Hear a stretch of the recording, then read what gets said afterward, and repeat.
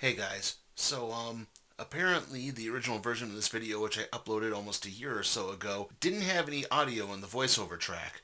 I'm working to improve this and hopefully I have. Sorry for the inconvenience.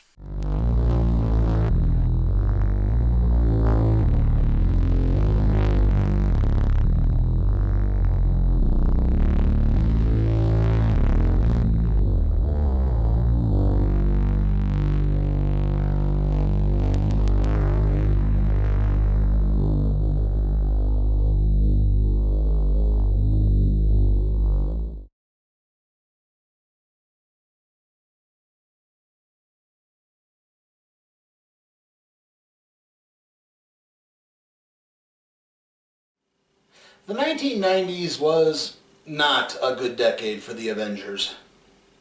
Throughout the 1980s, the team was more popular than ever, getting a spin-off title, The West Coast Avengers, or Avengers West Coast as the book was sometimes called. The book revolved around Hawkeye starting his own branch of Earth's mightiest heroes to protect the West Coast of Earth, I presume. This would all change in the 1990s, where the Avengers books would engage in laborious crossover event after laborious crossover event. This culminated in 1993 in the wake of an event called Operation Galactic Storm, and the West Coast Avengers were disbanded.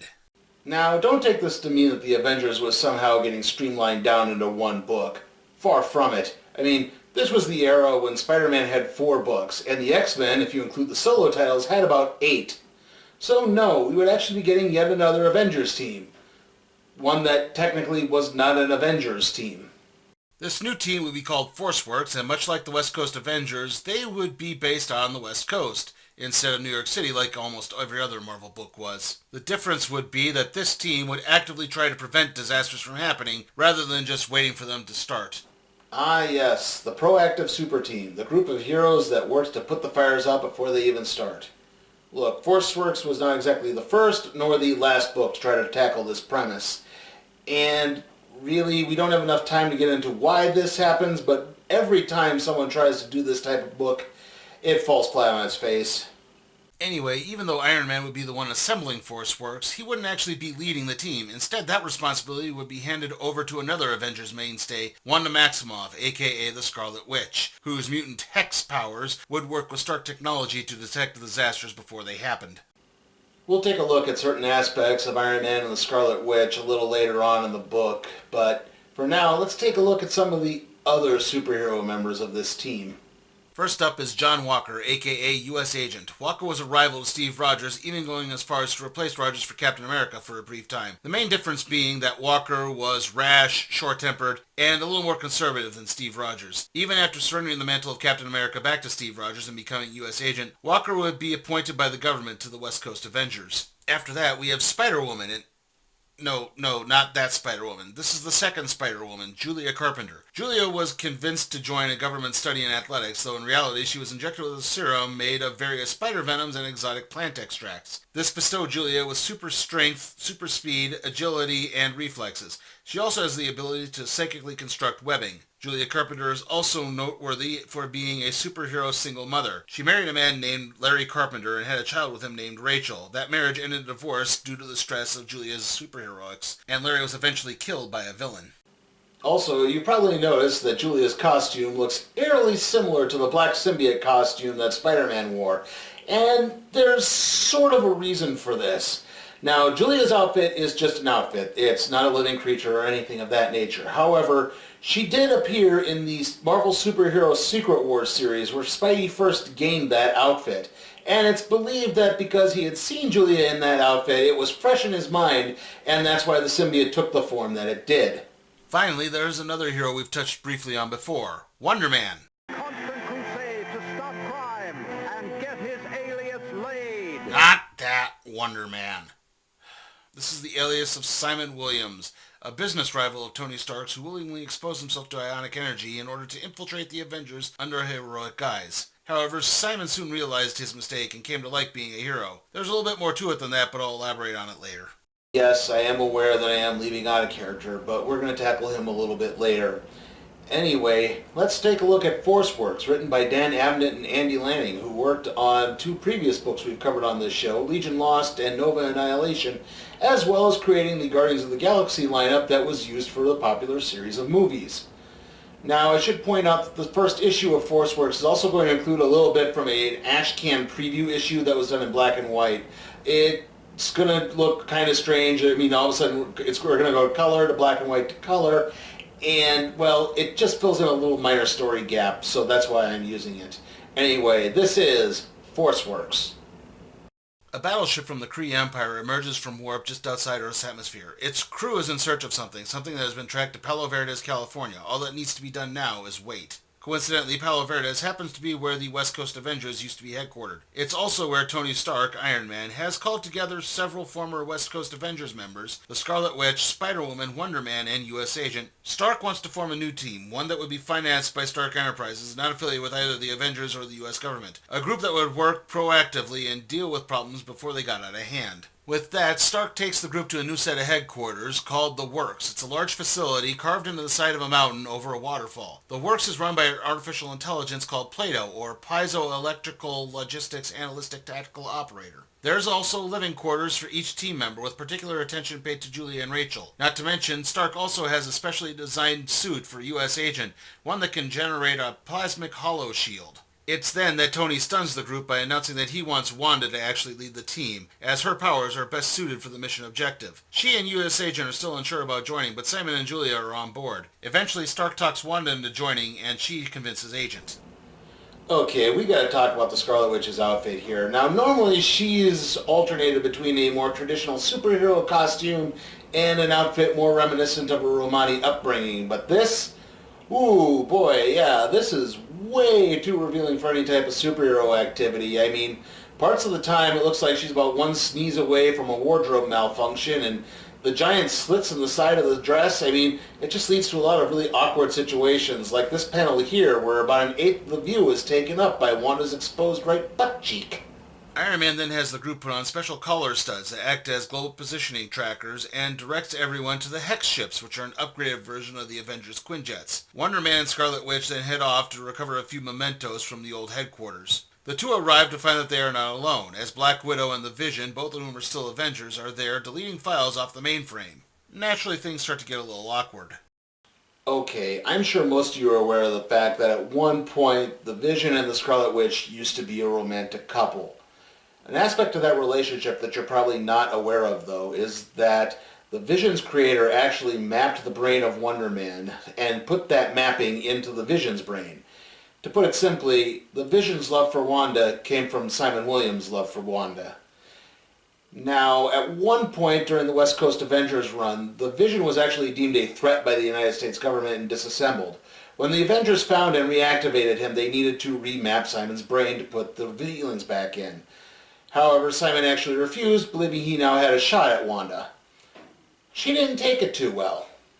The argument is interrupted by the Kree forces, who have decided that now is the time to attack. The four decide to put aside their differences for the greater good and begin fighting the Kree. It's then that the Kree mothership blasts both Vision and Wonder Man with a beam that boosts both heroes' ionic powers. Wanda uses her collar stud to place a distress signal. The call brings out both U.S. Agent and Spider-Woman, who immediately begin fighting the Kree. U.S. Agent takes down several Kree Centurions with his new hollow shield from Stark Enterprises. The two then bump into Wonder Man, who fills them in on the situation. Simon then takes off to deal with the mothership, while Agent comes to Wanda's aid. With the Kree sentries being taken care of on Earth, Wanda begins using her hex powers to try to track Simon and the ship just as he reaches the cannon. It's then that there's a massive explosion and suddenly a weird alien being that no one recognizes is standing when the dust clears. Okay, this being is called Century, and... No, Century, not Century. Anyway, Century was created by the 100 smartest people of a race called the Hodomorians. Unfortunately, not too long after being created, he was caught by an alien slave trafficker and had his memory completely wiped via a brain parasite. He was then sold to a parasitic world-devouring race called the Scatter to use as a scout. Viewing the Kree as being the bigger threat, Sentry begins attacking the Commandos alongside the members of Forceworks. Iron Man arrives and the rest of the Kree are dealt with. Meanwhile, back on the mothership, a series of meteors suddenly appears and begins pelting the vessel with Simon and damaging the ship's reactor. Wonder Man takes the ship's reactor core and tries to toss it out before it explodes. It's not enough and it goes off in Simon's hands, causing ionic energy to be spread out all over. Wonder Man is gone. The group really doesn't have time to mourn, though, as the meteors suddenly enter Earth's atmosphere. Sentry recognizes them. The Scatter have reached Earth. I should point out here that at no point does this team ever properly name itself ForceWorks. They just start calling themselves that in the second issue. Suddenly, in a flash, everyone but Iron Man and Sentry disappears. Iron Man returns to the work to check in with Plato while possibly gathering the ionic energy to save Wonder Man, but it's too far gone. It's then that Sentry teleports into the room, as Stark had left him with Black Widow and Vision. Sentry explains that his staff, Parallax, sensed Scarlet Witch's hex magic and traced it to Earth, thus bringing the scatter. Sentry can use Parallax to backtrack to trace the other's location now. Iron Man isn't exactly trusting of this newcomer who just got a friend killed, but Sentry explains that they really have no other choice and he has to use Parallax soon or else it'll lose power. With that, the two teleport to where the scatter are located. Meanwhile, the others come to an alien world the scatter have already invaded and stripped bare. They are soon greeted by the planet's original residents, but the scatter attack causes everyone to begin ducking for cover. Wanda zaps one of the scatter and the body explodes, revealing tiny insects living inside a shell. Spider-Woman attempts a psychic attack, but one of the multitude of voices in the scatter's hive mind begins to overwhelm her. It's then that Iron Man and Sentry arrive and tip things in the favor of ForceWorks. Sentry begins to prepare for teleportation back to Earth as the planet is falling apart, but US Agent wants to fight. However, Scarlet Witch points out that Sentry is the only one with the way home, so the team will have to trust him at least until they reach Earth again. I should point out that somewhere along the way, the group picked up an android called a recorder. Now, recorders are created by the people of the planet Rigel, and they work as sort of news documentarians for the denizens of that planet, going around from place to place, finding stories to send back to the planet Rigel. Upon arriving back at the works, Wanda begins using her powers in cooperation with Pato to discern where the scatter's next plan of attack is. What she learns is that they intend to land in Houston and open a portal to hurl pieces of the previous planet at Earth. The group books it to Houston, but the scatter have already activated the portal and Parallax can't damage it. The only hope is to teleport back through and destroy the portal on the other side. Sentry, Scarlet Witch, and US Agent go through via Parallax. Sentry and Agent fight off the elites of the scatter while Wanda works to reverse the polarity of the neutron flow. It works, and chunks of the planet begin to return from whence they came, taking out the scatter as the trio return to Earth. So now Sentry joins the team, effectively replacing Wonder Man. And if this lineup looks a little familiar to you, well, that's because if all you did was take out US Agent and replace him with Hawkeye, you would have the exact same lineup from the mid-90s Iron Man animated series. The only other real difference is that Wanda and Julia are not completely fawning over Tony all the time. The group returns to the works and begins to settle in as the recorder looks on. Wanda then receives a hex signal from the country of Slorania. The former Soviet satellite state has been experiencing a civil unrest recently, and things seem to have finally boiled over. The weird thing is, the group should have gotten this message days ago. Something delayed it. All of this strikes a personal note in Wanda as Slorania borders her homeland of Transnia. The group, including Sentry, takes off for the Sloranian capital of Tablanka in the Hex jet. Wanda uses her knowledge of the language to negotiate passage, only for the jet to get shot down. However, this wasn't the Sloranian military that shot down the jet, as ForceWorks soon discovers a platoon of dead soldiers where they land. It's then the real perpetrator, a large armored monster named Ember, steps forward. The being tosses both US Agent and Sentry aside, causing Sentry to teleport accidentally. The being is so strong that none of the ForceWorks attacks phase him. Just as quickly, though, Ember vanishes, and now ForceWorks is being confronted by the elite forces of the Serenian military, the Black Brigade. The Black Brigade believe ForceWorks to be behind the platoon's destruction. For months, the ruling class of Serenia has faced an insurgency from a minority called the Dudak. The government has been angling for aid from Stark Enterprises, so Iron Man is being welcomed with open arms. Yeah, this was back when Tony Stark was still using the fact that Iron Man was his, quote, bodyguard to hide his identity, even though no one ever seemed to point out that Stark and his bodyguard were never in the same room at the exact same time. A government representative named Boschvlor explains that Ember is the entity from the Dudakian folklore. Ember's assaults have gotten so bad that the Russian Black Brigade had to be enlisted for help. Now both ForceWorks and Black Brigade have to work together to stop Ember, after Sentry uses Parallax to track the deity's energy. The energy is traced to an old castle where the group counters Ember once more. Again, Wanda is able to use her native tongue to halt Ember, who reveals who he really is, a Dudakian historian named Pavel Chenklo. Chenklo was cataloging ancient items at the castle when he found a triptych which contained the soul of Ember. After realizing the damage Ember was causing, Chenklo returned to the castle to destroy the triptych and Ember in the process. However, before Chenklo can destroy the triptych, the Black Brigade attacks and blasts a hole in the floor. Both U.S. Agent and Chenklo fall through. Spider-Woman manages to catch Agent, but Chenklo is gone. Scarlet Witch is incensed. Things could have ended peacefully, but Brigade just says all Dudak are the enemy and need to be destroyed. Iron Man then undermines Wanda and orders everyone to leave without any discussion. The threat level is dropped and ForceWorks is no longer needed. Both Wanda and U.S. Agent disagree, but ForceWorks doesn't want to look gung-ho.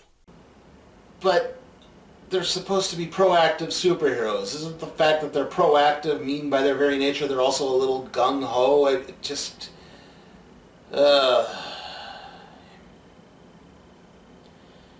Anyway, we're about to have a little crossover here between ForceWorks, Iron Man, and War Machine.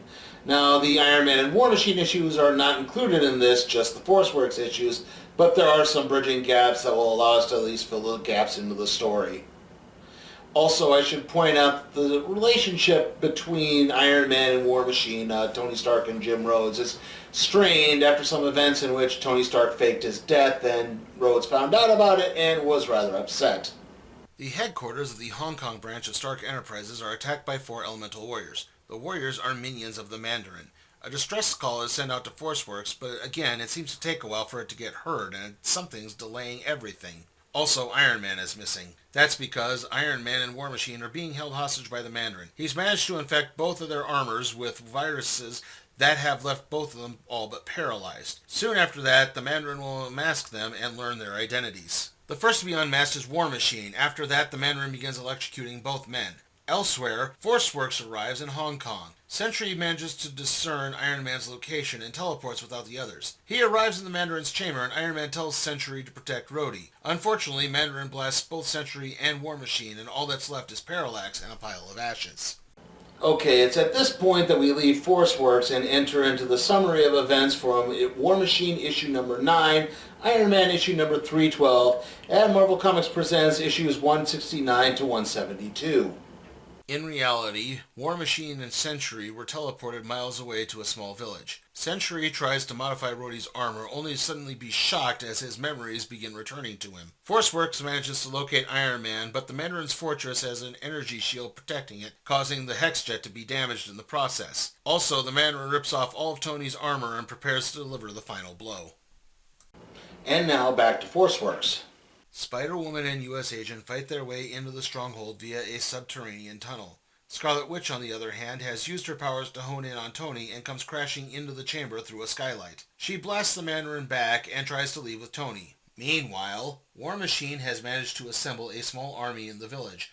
Unfortunately, Sentry is still loopy as he's suddenly remembering an old nursery rhyme from his childhood. Back at the fortress, Wanda and Tony are reunited with U.S. Agent and Spider-Woman as the Mandarin begins bearing down on them. Wanda uses her abilities to redirect the Mandarin's attack back at him, resulting in a large explosion. Unfortunately, the Mandarin not only survives the process, but Parallax gets left behind as well. As the others exit the castle, they're greeted by the sight of Rhodey, Sentry, and their assembled army arriving at the castle.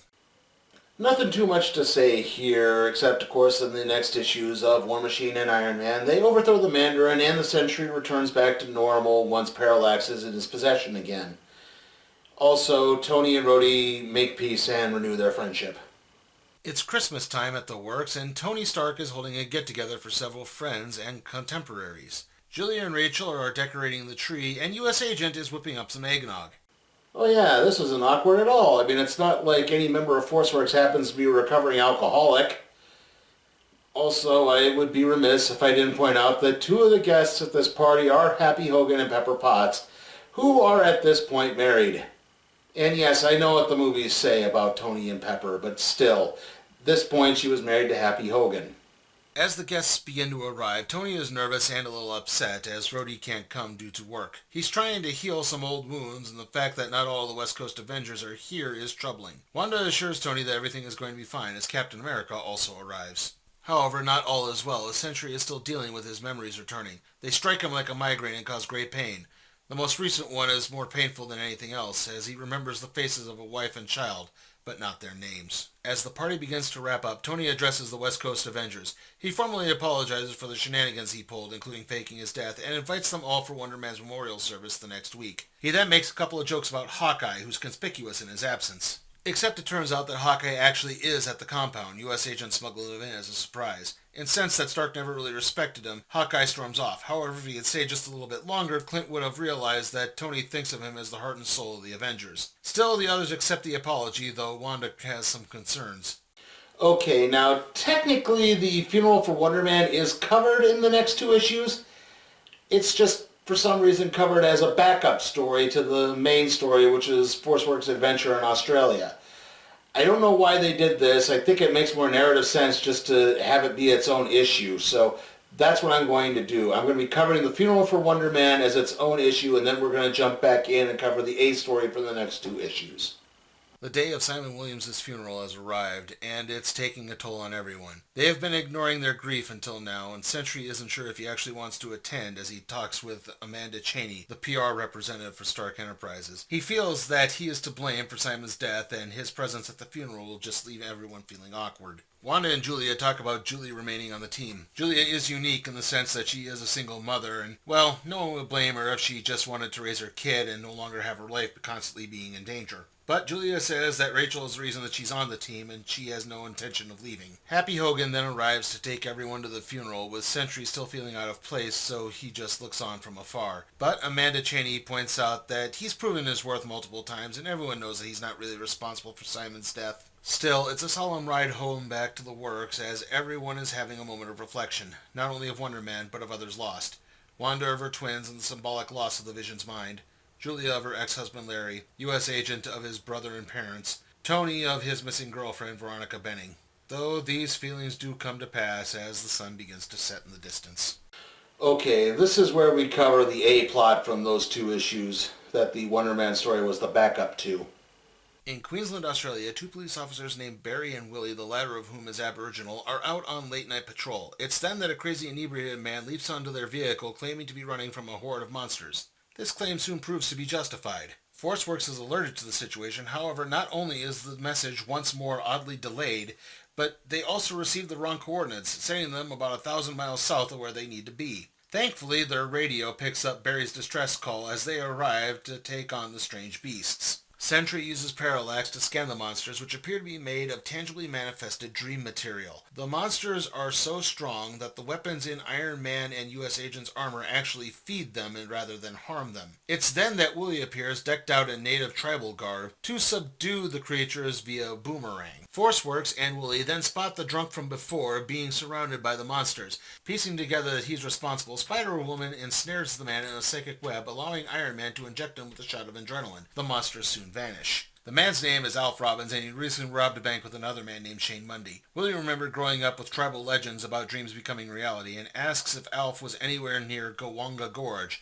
otherwise known as the Dreaming Country. Alf and Shane did flee to the Dreaming Country after the robbery, where Shane vanished. The group also gets a report about people who were sleeping when the attack occurred not having woken up, as if they were in some type of coma. ForceWorks bring Willie and Alf out to the Dream Country to investigate as Alf begins to elaborate on what happened with Shane. The two encountered a shaman-esque individual who could make monsters appear. Shane killed the man, and the 2 now killers went to sleep for the night. Alf woke up to find a strange light emanating from Shane's body, which was now dead. It's then that everything comes to a sudden halt when the group is attacked by a giant glowing pink skeleton. Willie comes to in prehistoric times, being psychically contacted by a being known as Orphan. Orphan is an alien entity that crashed Earth millions of years ago and wound up in a coma. Orphan woke up when Willie's ancestors discovered him, and Orphan has been protected by his tribe ever since. Any person that rests near Orphan's location can tap into the being's power. Now Shane Mundy has tapped into Orphan's ability. Willie tries to reason with Orphan that Shane is not a good person and thus should not be allowed to tap into Orphan's power,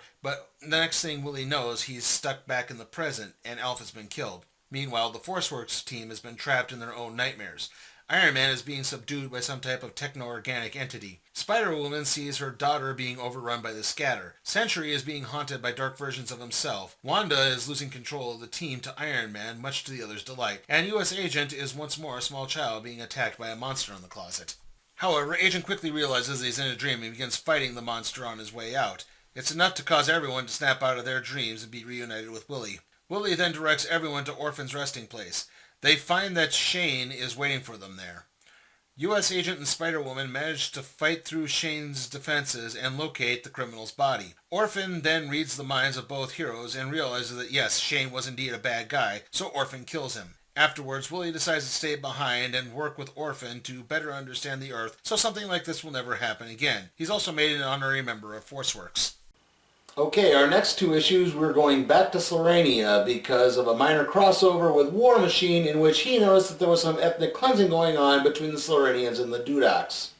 A group of Black Brigade drones attack a Dudak village. The villagers have no defense against their attackers, so they are forced to flee. Amongst the group are an undercover Scarlet Witch and U.S. Agent. Agent wants to fight, but Wanda reminds him that this is strictly reconnaissance. Meanwhile, Tony Stark is at the Sloranian Parliament under the guise of looking to set up a possible arms deal. Of course, this is just a cover for Stark's assistant, Julia, to root out any possible wrongdoings. Sentry is acting as a relay while Recorder watches. Stark is upset, thinking the team was already done with Slorania, but Spider-Woman points out that this was Wanda's idea and that she's in charge of the group. Back with the Dudak, Wanda and Agent talk with an aid worker named Dr. Renko. Renko explains that the conflict between the Dudak and the Slorene is generations old. Ember was the deity for the Dudak, but the Slorene actually have a war deity of their own. Now, I would say the name of Ember's rival, aka the Sloranian war god, but I don't know how to pronounce this word.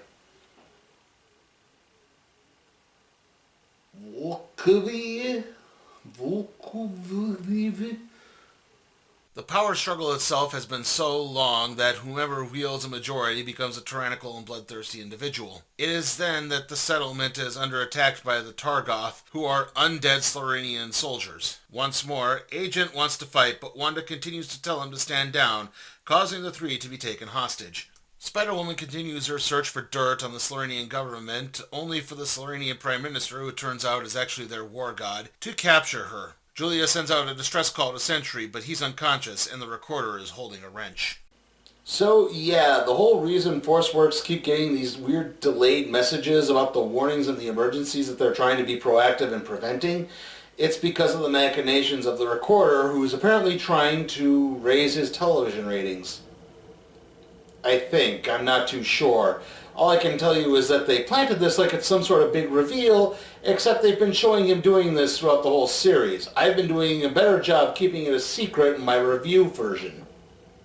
Tony manages to get Julia's distress call before Recorder sends a block and prepares to leap into action as Iron Man, only to be attacked by the Black Brigade. Meanwhile, the Dudakian hostage train is halted by Ember. Ember's appearance is enough for Scarlet Witch and U.S. Agent to leap into action. Wanda tries to reason with Ember, believing Chinklo to still be inside, but the being just begins charging towards the facility the hostage train was headed towards. Renko follows, knowing the only way for peace to be achieved is for both war gods to die. Meanwhile, the Sloranian leader has strapped Spider-Woman to a machine that will drain her of her life energy and that of several other Dudakians. The energy will then be transferred to replenish his own. Just as he switches on the machine, Ember comes crashing through the wall. Scarlet Witch frees Spider-Woman, who has already lost a significant amount of energy. Back on the Hex ship, Sentry begins to come to. He confronts Recorder only for the recording android to attack him. This proves to be quite foolish, as Sentry soon decapitates Recorder with Parallax. As this is happening, Iron Man takes down Black Brigade. However, the Brigade armor is connected directly into the life system of the man inside,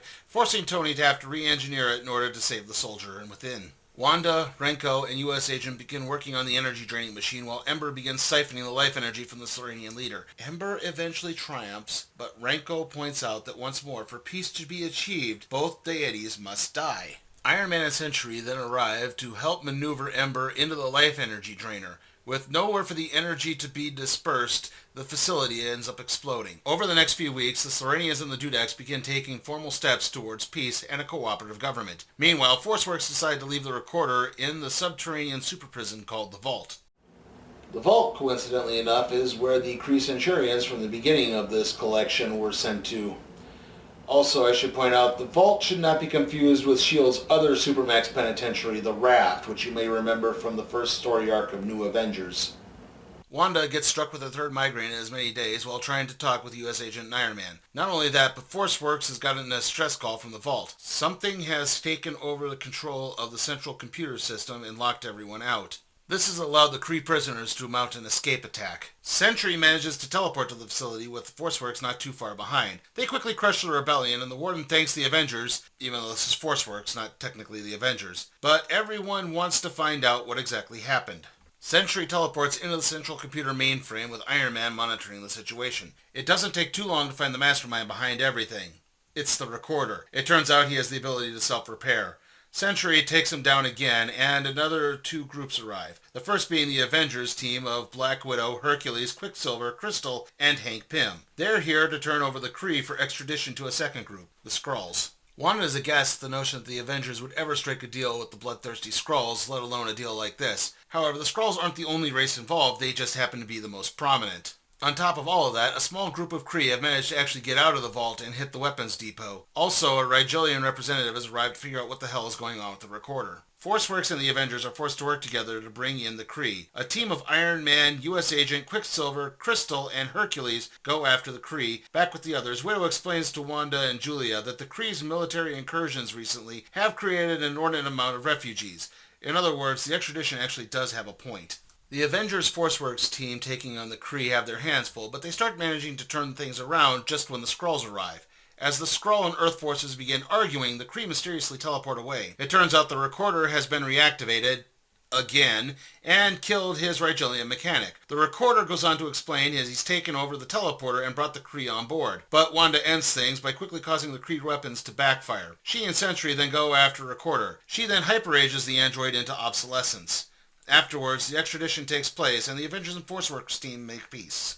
Sometime later, U.S. Agent is out for a joyride in Ventura when he spots a massive ship flying overhead. The ship is headed towards the works, and with that, Agent takes off. He uses the air ducts to sneak into the facility, much like Hawkeye did over Christmas. Inside, he spots Stark employees Fisher Todd and Amanda Chaney being taken away in suspended animation pods. Also, Rachel Carpenter and her nanny Consuela have been grabbed as well. A check of the security system reveals footage of Spider-Man, Iron Man, and Scarlet Witch getting abducted. Agent then looks up footage of the Sentry, who appears to have recognized the invaders before they jumped him. The invaders then grab U.S. Agent. Thankfully, help arrives in the form of the Sentry, who teleports Agent to safety. Yes, these aliens are in the employ of the Broker. That's the alien slave trafficker who wiped the Sentry's memory and sold him to the Scatter. The Broker employs this brain parasite that he attaches to his underlings, and then he controls that brain parasite with a special bracelet around his right arm.